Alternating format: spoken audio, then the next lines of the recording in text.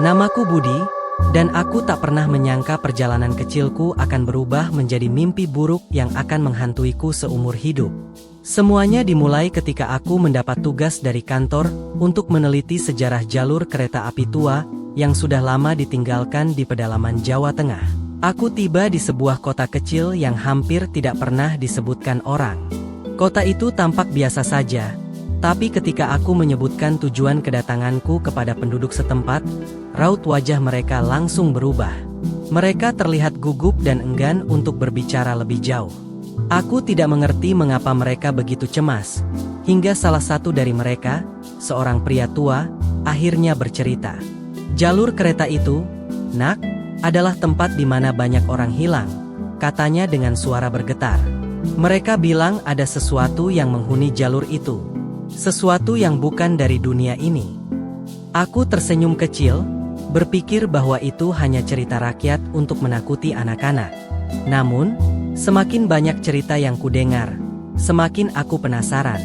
Akhirnya, aku memutuskan untuk menyusuri jalur kereta itu sendiri, meski sudah diberi banyak peringatan untuk tidak melakukannya. Pagi-pagi sekali, aku mulai berjalan mengikuti rel yang berkarat dan ditumbuhi rumput liar. Semakin jauh aku berjalan, semakin sunyi dan seram suasananya. Pepohonan yang tumbuh di sekitar jalur kereta membuat tempat itu terasa sangat terpencil. Angin yang bertiup sepau-sepau seolah membawa bisikan-bisikan halus yang membuat bulu kuduku merinding. Setelah beberapa jam berjalan, aku menemukan sebuah stasiun tua yang sudah lama ditinggalkan. Bangunan itu tampak seperti hantu, dengan jendela-jendela pecah dan pintu yang terayun pelan ditiup angin. Aku memasuki stasiun itu dengan hati-hati, mencoba untuk tidak membuat suara yang bisa memecah kesunyian. Di dalam, aku menemukan berbagai barang yang ditinggalkan begitu saja. Ada koper-koper tua, tiket kereta, dan bahkan beberapa foto lama. Tapi yang paling menarik perhatianku adalah sebuah buku catatan yang tergeletak di meja stasiun. Buku itu penuh dengan tulisan tangan yang tergesa-gesa, seolah pemiliknya menulis dalam keadaan panik. Aku membuka buku catatan itu dengan hati-hati. Tulisan tangan yang tergesa-gesa dan tinta yang sudah pudar menunjukkan bahwa buku itu sudah sangat tua. Halaman pertama berisi tanggal-tanggal yang menandakan setiap entry, dimulai dari tahun 1920-an. Dengan jantung berdebar, aku mulai membaca entry pertama. April 15th, 1922. Hari ini ada kecelakaan besar di jalur kereta ini. Sebuah kereta tergelincir dan menabrak dengan kecepatan tinggi. Banyak penumpang yang terluka parah dan beberapa tewas di tempat. Aku tidak tahu bagaimana aku bisa menghadapi semua ini. Entah mengapa, membaca tulisan tangan itu membuatku merasakan kepedihan yang sama seperti yang dirasakan oleh penulisnya. Aku terus membaca, masuk lebih dalam ke dalam sejarah kelam jalur kereta ini. April 20th, 1922. Beberapa malam setelah kecelakaan, aku mulai mendengar suara-suara aneh di stasiun. Suara langkah kaki, bisikan, dan bahkan jeritan. Aku tidak bisa tidur dengan nyenyak lagi. Apa yang sebenarnya terjadi di sini? April 30th, 1922. Orang-orang mulai hilang. Pertama-tama penjaga malam, lalu beberapa penduduk desa yang tinggal di dekat stasiun. Setiap malam, suara-suara itu semakin keras dan menakutkan. Aku takut untuk tinggal di sini, tapi aku tidak punya pilihan lain. Perasaan takut mulai merayap dalam hatiku. Kisah-kisah dalam buku itu terasa sangat nyata, seolah-olah aku bisa merasakan ketakutan yang dirasakan oleh penulisnya. Aku terus membaca, meskipun jantungku berdetak semakin kencang. 10 Mei 1922. Malam ini adalah malam terburuk dari semuanya. Aku melihatnya. Sesuatu yang tidak seharusnya ada di dunia ini. Makhluk itu muncul di tengah malam, dengan mata merah menyala dan tubuh yang seperti bayangan. Aku lari secepat mungkin, tapi aku tahu dia akan selalu mengikutiku. Aku takut, sangat takut. Aku menutup buku catatan itu dengan tangan gemetar. Rasanya seperti ada yang mengawasi dari kegelapan stasiun. Aku memutuskan untuk keluar dan mencari udara segar. Saat aku melangkah keluar dari stasiun, aku melihat sesuatu yang membuat darahku membeku. Di ujung jalur kereta, samar-samar aku bisa melihat bayangan seseorang. Bayangan itu berdiri diam, hanya memandang ke arahku. Aku mencoba untuk fokus, tetapi bayangan itu lenyap begitu saja seolah tertelan kegelapan. Dengan napas tersengal, aku memutuskan untuk meninggalkan tempat itu. Tapi rasa penasaran dalam diriku masih sangat kuat. Aku harus tahu lebih banyak. Aku kembali ke penginapan dan mencoba tidur. Meskipun pikiran tentang bayangan itu terus menghantuiku. Keesokan paginya, aku kembali ke stasiun dengan membawa peralatan lebih lengkap, termasuk kamera dan senter. Aku ingin memastikan bahwa aku bisa mendokumentasikan apapun yang kutemukan. Saat matahari mulai terbenam, aku kembali merasakan aura aneh di tempat itu. Kegelapan mulai menyelimuti stasiun dan suara-suara aneh mulai terdengar lagi.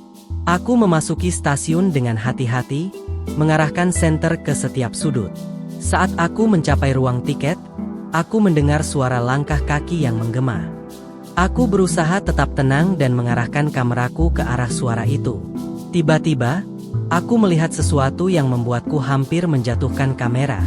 Di pojok ruangan, ada bayangan seseorang lagi. Kali ini, bayangan itu terlihat lebih jelas. Wajahnya pucat dan matanya merah menyala, persis seperti yang dideskripsikan dalam buku catatan. Aku mundur perlahan, mencoba untuk tidak membuat suara. Bayangan itu mulai bergerak ke arahku, dan aku merasa panik. Aku berbalik dan berlari secepat mungkin keluar dari stasiun. Suara langkah kaki itu mengikutiku, semakin cepat dan semakin dekat. Aku hampir kehabisan napas ketika akhirnya mencapai luar stasiun. Aku berhenti sejenak, mencoba mengatur napas.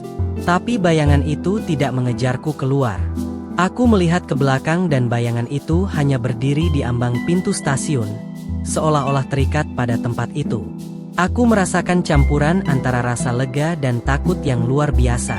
Malam itu, aku tidak bisa tidur sama sekali. Pikiran tentang bayangan itu terus menghantuiku. Aku memutuskan untuk mencari tahu lebih banyak tentang sejarah tempat ini. Aku pergi ke perpustakaan lokal dan meminta bantuan pustakawan untuk menemukan arsip lama tentang jalur kereta api dan stasiun tersebut. Pustakawan itu, seorang wanita tua yang ramah, membantu mencarikan beberapa dokumen lama. Dari dokumen-dokumen itu, aku menemukan informasi yang mengejutkan. Ternyata, stasiun itu dibangun di atas bekas pemakaman massal dari zaman kolonial. Banyak pekerja yang tewas saat pembangunan rel kereta api dan jasad mereka dikubur begitu saja tanpa upacara yang layak. Selain itu, aku menemukan berita lama tentang serangkaian penghilangan misterius yang terjadi setelah kecelakaan kereta pada tahun 1922. Banyak orang percaya bahwa jalur kereta itu dihantui oleh roh-roh para pekerja yang tidak tenang. Informasi ini membuatku semakin yakin bahwa ada sesuatu yang sangat salah dengan tempat itu. Aku kembali ke stasiun dengan tekad untuk menyelesaikan penelitianku. Aku harus menemukan cara untuk membantu roh-roh itu beristirahat dengan tenang. Aku menghabiskan beberapa hari berikutnya menyelidiki stasiun dan jalur kereta, mencoba mengumpulkan bukti dan memahami apa yang sebenarnya terjadi. Setiap malam, suara-suara aneh dan penampakan bayangan semakin sering muncul. Namun, aku mulai merasa bahwa bayangan itu bukanlah ancaman, melainkan permohonan bantuan. Suatu malam, aku memutuskan untuk melakukan upacara sederhana untuk menghormati roh-roh yang mungkin masih terjebak di tempat itu. Aku membawa bunga dan dupa, serta berdoa dengan tulus agar mereka bisa menemukan kedamaian. Saat aku menyalakan dupa, aku merasakan aura yang berbeda. Suara-suara aneh itu perlahan menghilang dan suasana menjadi tenang. Aku berharap upacara itu berhasil membantu roh-roh yang terperangkap. Namun, malam itu juga adalah malam terakhirku di kota kecil itu. Aku harus kembali ke kantor dan melaporkan hasil penelitianku. Aku merasa lega karena bisa meninggalkan tempat itu.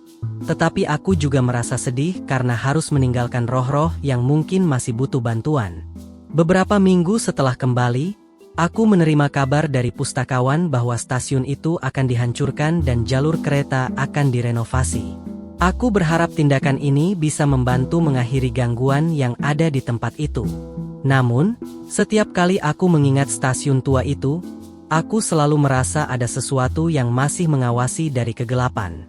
Cerita ini adalah pengalaman yang takkan pernah kulupakan. Sebuah perjalanan yang mengajarkanku tentang sejarah kelam yang tersembunyi di balik rel-rel berkarat, dan betapa kuatnya pengaruh masa lalu terhadap masa kini. Aku hanya berharap, roh-roh itu akhirnya bisa beristirahat dengan damai, dan jalur kereta api yang berhantu itu bisa kembali tenang seperti dulu. Terima kasih telah menyaksikan kisah misteri yang mengguncang ini. Jangan biarkan bayangan-bayangan itu menghantuimu malam ini. Tantang ketakutanmu dan temukan keberanianmu dalam kisah-kisah misteri yang belum terungkap. Segera tekan tombol subscribe, like dan share untuk ikut dalam petualangan yang lebih menegangkan.